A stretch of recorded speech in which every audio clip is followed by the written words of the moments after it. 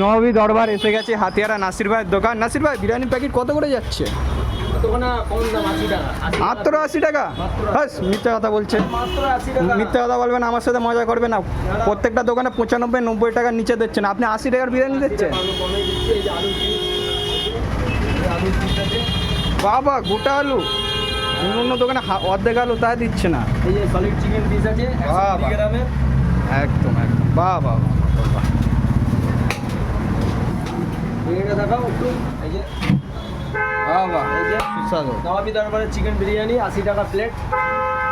Address হচ্ছে Hatiara goat.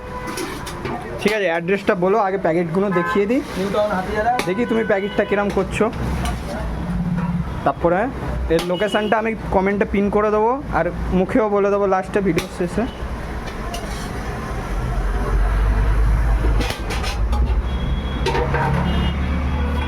রাইসের কোয়ান্টিটিও বেশি আছে। হ্যাঁ, রাইসটা মানে রাইসটা যদি আমি একটুখানি চেকে দেখো, একদম একদম পুরো 100-এ 100 একদম। এর কারিগর কেটা? কারিগর এই যে কাকা। কাকা, তোমার হাতে জাদু আছে, বলতে আয় বলো, সত্যি কথা। ওরে বাবা, প্যাকেটটা লোড হয়ে যাচ্ছে। আরও দেবো? আরও দেবে?